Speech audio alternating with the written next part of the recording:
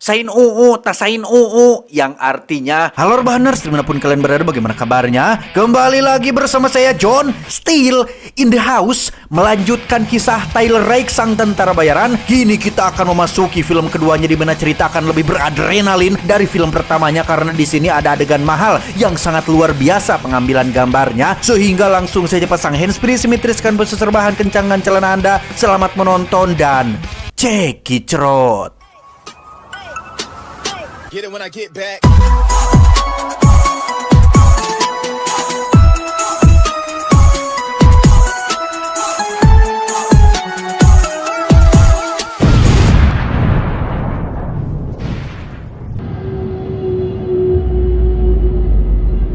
Kisah masih akan berfokus pada Tyler Rake yang ternyata masih hidup dan berhasil diselamatkan oleh timnya sesuai perintah dari Nick, rekan terdekatnya, di mana Tyler langsung dibawa ke Dubai untuk perawatan lebih lanjut dengan kondisi tubuhnya yang tidak akan sebugar dan seberadrenalin ketika menghadapi kelompok Amir Asif di Bangladesh, India.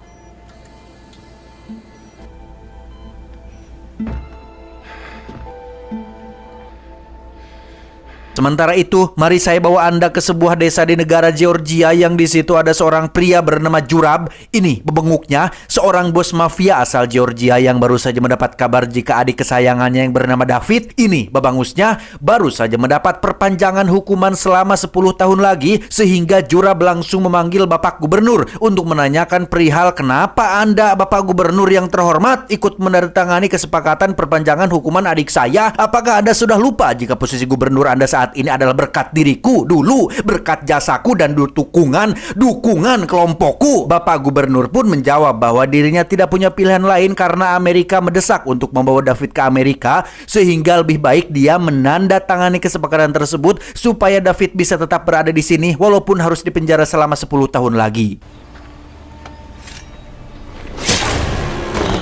Dan ya, kita langsung diperlihatkan dengan betapa kejam dan bengisnya seorang Jurab ketika dia membunuh seorang gubernur loh, menggunakan lencog peranti mangul atau peranti nyokel tanah. Bukti bahwa Jurab adalah seseorang yang tidak takut dengan pemerintah, tidak takut dengan hukum dan aturan. Sama seperti kakaknya, David adalah seseorang yang jahat yang tega mengajak istri dan kedua anaknya untuk tinggal bersama di penjara ini. Yang di situ sang istri yang bernama, kita panggil saja Yuli, pun mengeluhkan tentang keputusan David yang dirasanya membuat kedua anaknya menderita, sehingga David menampar Yuli dengan cukup keras. Yang ketika dia sudah pergi, anak tertuanya yang bernama Sandro pun mendekati Yuli mencoba untuk menenangkan ibunya tersebut. Kembali ke Tyler yang sudah pulih dan sudah boleh pulang, Yaz dan Nick pun menjemputnya, kemudian membawanya ke sebuah kabin di wilayah bersalju sebagai hadiah untuk dirinya bisa menenangkan diri dan memulihkan tubuhnya. Tyler pun pergi ke pasar untuk membeli 2 ekor ayam yang menjadi hewan peliharaan favoritnya, yang mana suatu hari datanglah seseorang bernama Alcott, utusan dari mantan istrinya yang dikirim untuk menyampaikan suatu masalah mengenai adik mantan istrinya bernama Yuli yang dikurung di dalam penjara oleh suaminya, yaitu David, adik dari seorang bos mafia asal Georgia yang sejak kecil mereka berdua hidup di lingkungan keras, tumbuh sebagai seorang penjahat dan akhirnya membentuk sebuah kelompok atau organisasi bernama Nagazi yang menjadi kelompok paling ditakuti dan paling disegani, yang karena Tyler haus akan adrenalin, apalagi ini menyangkut adik dari mantan istrinya. Tyler pun langsung menerima pekerjaan tersebut.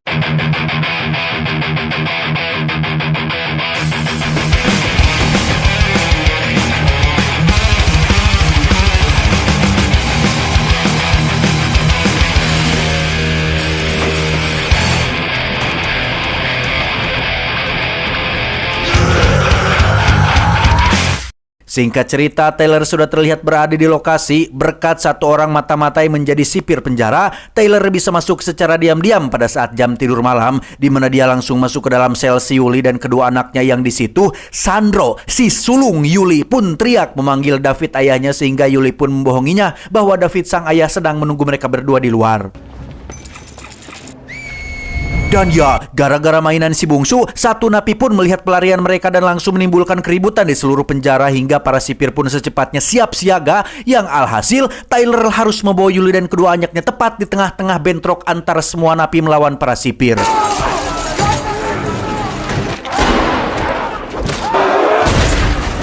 Tiba di lokasi penjemputan, Sandro dan adiknya segera dimasukkan ke dalam mobil. Sementara untuk Tyler dan Yuli, mereka tidak keburu naik karena David tiba-tiba muncul dan sekonyong-konyong menyerangnya hingga Tyler harus mengeluarkan jiwa-jiwa pembunuhnya dengan menikam leher si David hingga dia tewas saat itu juga.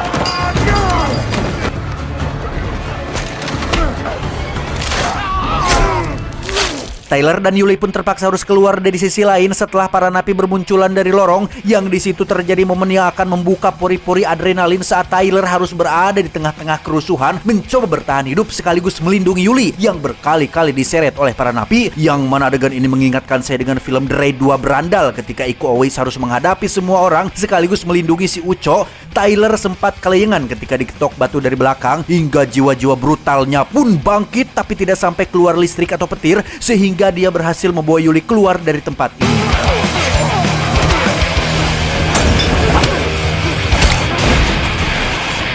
Menggunakan 3 mobil jeep anti peluru yang sudah disiapkan di luar, Tyler dan tim harus terlibat kejar-kejaran ketika para sipir termasuk anak buah Zura mengejar mereka semua. Yang lagi, Anda akan dibuat terperangah saat melihat teknik pengambilan gambar yang dinamakan dengan one shot, alias teknik pengambilan gambar yang memaksimalkan satu visual perekaman tanpa cut to cut, yang momen ini hanya bisa dinikmati ketika Anda menonton filmnya secara langsung alias full movie.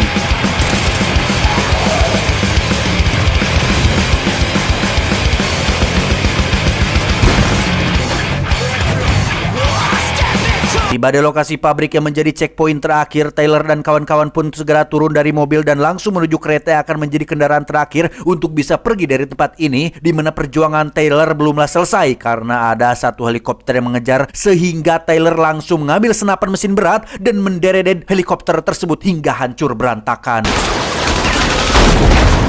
Satu heli hancur, muncullah heli lain yang membawa beberapa pasukan Zurab yang berhasil naik ke atas kereta, di mana Nick dan Tyler harus lebih membrutal untuk bisa mengalahkan mereka semua.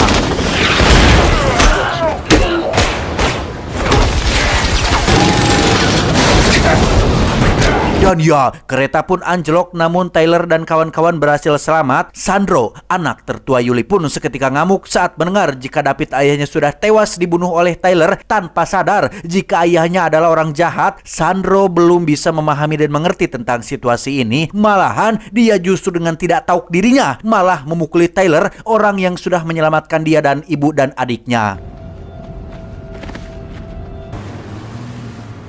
Mendengar David tewas di penjara membuat Jurab sang kakak merasa sangat sedih bercampur dendam atas insiden ini. Dia menemui anggota kelompok Nagazinya untuk meminta bantuan mencari tahu siapa yang telah melakukan hal ini kepada adik kesayangannya. Kembali ke Tyler dan kawan-kawan yang sedang dalam penerbangan menuju Wina, Austria, di mana Sandro masih terlihat kesal kepada Tyler dan timnya yang sudah membunuh dan memisahkan dia dari ayahnya, sehingga ketika mereka lengah, si Tahadol Sandro pun dengan bohongnya malah menghubungi Zurab sang paman untuk memberitahu kemana tujuan mereka pergi, dengan anggapan bahwa Zurab sang paman akan peduli terhadap nasib Sandro dan keluarga, padahal yang Zurab pedulikan hanyalah balas dendam kepada orang yang membunuh adiknya, meskipun itu harus membunuh Sandro, Yuli, dan adik kecilnya yang notabene mereka adalah keponakannya sendiri. Setibanya di Wina, Yuli dan anak-anak diamankan di sebuah apartemen mewah yang menjadi tempat persembunyian paling aman saat ini, di mana Sandro lagi-lagi mengajak Tyler berdebat mengenai misi penyelamatan ini yang menurutnya Tyler dan tim hanya ikut campur urusan keluarganya tanpa sadar jika bukan karena Tyler dan kawan-kawan, mungkin dia, ibu, dan adiknya akan selamanya hidup menderita di dalam penjara. Dengan penuh kesabaran menghadapi bocil baru akil balik ini, Tyler pun menjelaskan tentang sosok ayah dan pamannya yang menjadi ketua dari sebuah kelompok meresah bernama Nagazi, sehingga semua kepedulian dan omongan David kepada Sandro tidak lebih dari hanya kebohongan semata. Sang ayah hanya peduli terhadap masa depan kelompoknya, bisnisnya, kekuasaannya, yang jikalau ayahnya memang benar-benar sayang dan peduli terhadap keluarga, mana mungkin dia menempatkan Sandro, ibu, dan adiknya di dalam penjara. Saat itulah Tyler dikejutkan dengan pengakuan Sandro yang sudah menghubungi pamannya, yaitu Zurab, disusul dengan kemunculan helikopter yang ternyata mereka sudah sampai di sini lebih cepat dari dugaan.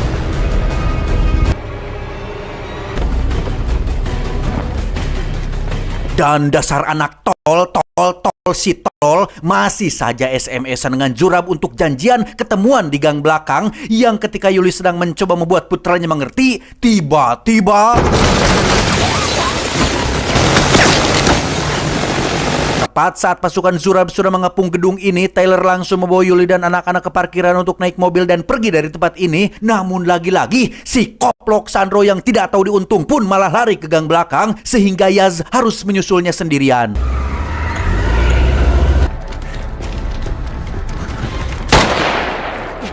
Disitulah si bocah bergong yang tidak tahu diri ini pun sempat dilema ketika Yaz meyakinkan bahwa ibunya hanya ingin menyelamatkannya. Sementara di sisi lain ada Zurab sang paman yang terus meyakinkan bahwa merekalah yang sudah membunuh David ayahnya. Yang ketika Nick muncul, Sandro dengan cepat lari ke pamannya dan tiba-tiba...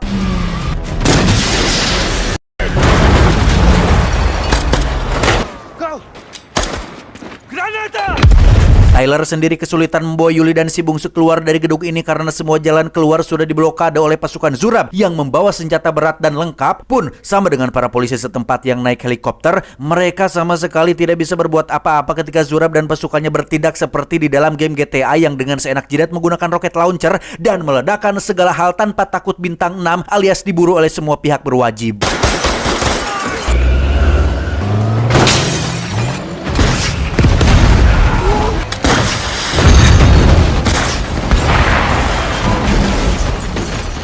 Tak menemukan celah untuk bisa kabur, Tyler dengan terpaksa membawa Yuli dan si bungsu masuk kembali ke dalam gedung, sementara Nick dan Yaz disuruh untuk naik duluan ke atas dan amankan helikopter milik Zurab yang menjadi satu-satunya harapan mereka untuk bisa pergi dari gedung ini. Yang ketika Tyler sedang naik lift, di situ Yuli meminta maaf atas tingkah Sandro putranya dan justru malah si bungsu kecil inilah yang lebih kooperatif dan tidak ngaririweuh alias meribetkan Tyler dalam aksi penyelamatan ini.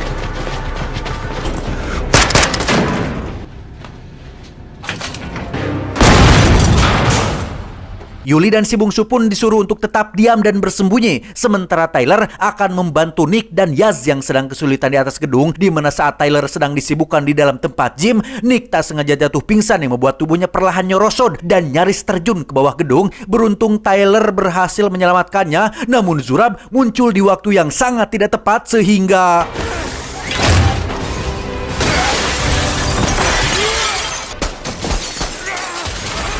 Ya, Nick berhasil selamat, begitupun dengan Tyler dan si Zurab. Sementara itu kita akan dibawa ke Yuli dan si bungsu yang didatangi oleh satu anak buah Zurab yang memiliki perawakan tinggi besar seperti raksasa. Sedikit melenceng dari alur cerita, aktor ini bernama asli Levan Saginasvili, seorang atlet panco tak terkalahkan yang berhasil mengalahkan salah satu legend panco idola saya, yakni Devon Larat. Kebetulan saya termasuk orang yang tertarik dengan dunia panco dan sering menonton pertandingan panco di YouTube. Jadi tahu beberapa hal lah dan beberapa atlet panco yang sangat terkenal dan hebat. Tapi kalau diajak panco beneran, wah ampun.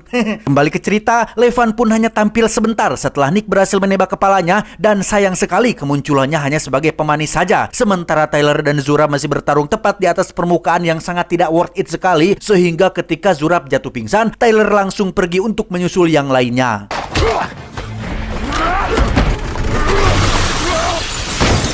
Saat sudah di helikopter itulah, Yaz harus menemui ajalnya ketika Zurab berhasil menembaknya dari belakang dan sungguh menyakitkan bagi Nick. Sang adik harus melihat Yaz kakak kandungnya sendiri tewas, yang semua ini tidak akan terjadi apabila Sandro tidak membocorkan tempat persembunyian mereka kepada Zurab.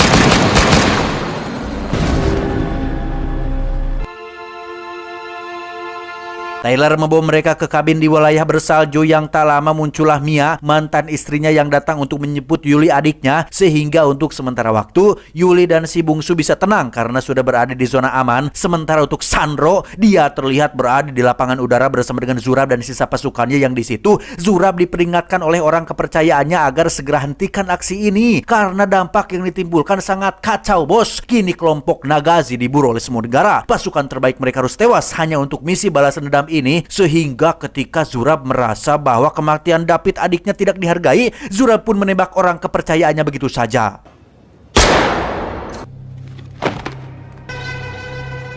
Tak lama Zurab pun menghubungi Tyler untuk datang ke lapangan udara dan mengancam akan membunuh Sandro apabila dia tidak segera datang, sehingga Tyler memutuskan untuk pergi sendirian dan melarang Nick untuk ikut karena tak ingin kehilangan anggota timnya lagi. Open the door! Tyler! Sama-sama dipenuhi amarah, Tyler pun hubak-habik tidak karuan ketika dia menggunakan senjata pelontar dan menghancurkan segala sesuatu yang menghalanginya, sehingga Zurab pun merasa perlu untuk menggunakan rencana B, yaitu dengan menjadikan Sandro sebagai Sandra, sebagai perlindungan untuk dirinya sendiri.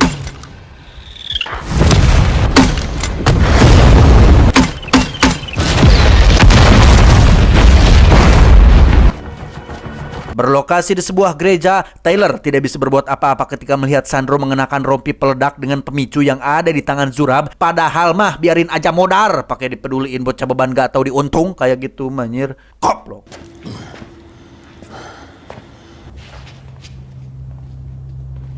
Zurab menyuruh Sandro untuk ambil pistol Tyler dan menembak kepalanya demi membalaskan dendam kematian David ayahnya. Yang di situ Sandro si bocah beban tak berguna ini pun merasa ragu untuk melakukannya. Yang di awal berkuar-kuar tidak terima dengan kematian sang ayah. Nalah, ternyata mentalnya tak sekuat mulutnya. Yang tak lama muncullah Nick yang datang menyusul sehingga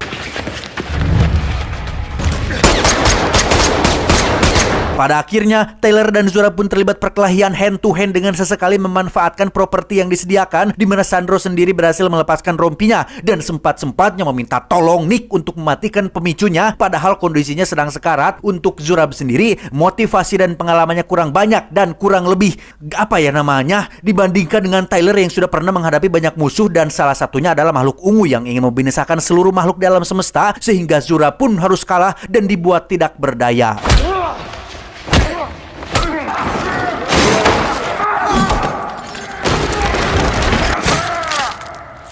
Di detik-detik sekarat itulah Zurab masih sempat-sempatnya sombong dengan mengatakan bahwa dia tidak akan berhenti, sehingga Tyler langsung mendor kepalanya hingga tewas. Lantas Tyler pun menghampiri Nick yang sedang sekarat. Yang di situ kita akan melihat Sandro hanya duduk terdiam sambil meneteskan air mata, merasa bersalah sekaligus menyesal gara-gara kebodohan dan ketololan dirinya. Banyak orang menjadi korbannya, dan dasar monyet bau kadal bintin muka gepeng kecoa bunting babi ngepet dinosaurus brontosaurus anak dajal GGS. Rar. Tyler dan Nick yang masih sakit pun dipenjara atas insiden ini, di mana dia dibawa oleh sipir untuk diserahkan kepada beberapa orang misterius yang akan membawanya ke suatu tempat untuk bertemu dengan seseorang.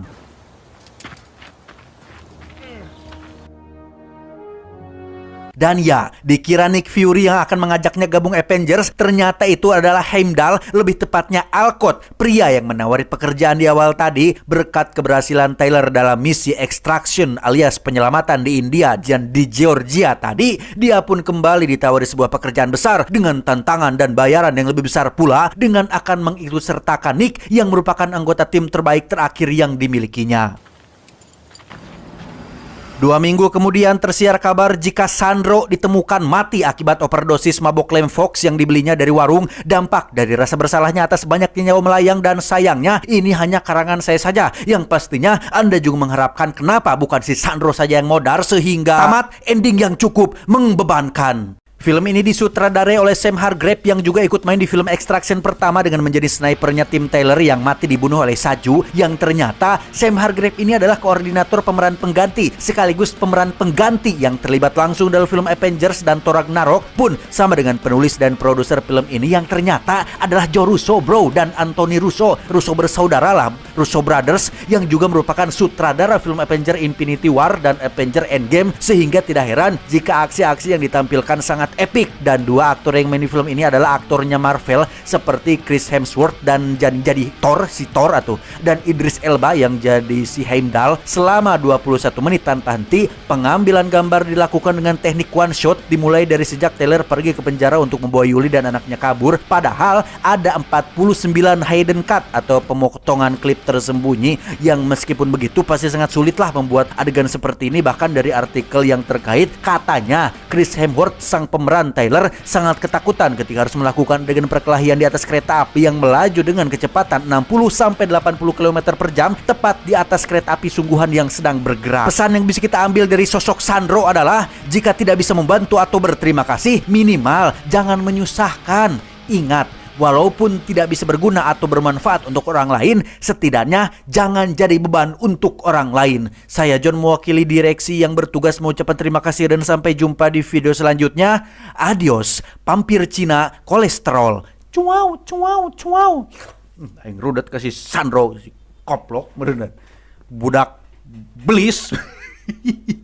Saya emosi. Aduh, saya teman-teman maaf ya, saya toksik di alur cerita film kali ini tuh. Saya jadi toksik begini, maaf banget, saya kesel banget soalnya sama karakternya. Kenapa harus seperti itu ya dia teh? Ada si anaknya, kenapa bukan dia? Saya yang modar gitu. Kesel, saya ikutan kesel, sumpah. Maaf teman-teman, saya toksik. Saya kan harusnya channel ini adalah channel family friendly di Indonesia. Kenapa jadi toksik? Maaf lah. Terima kasih teman-teman sudah menonton. Jaga kesehatan dan salam sukses selalu ya. Dan selamat rebahan.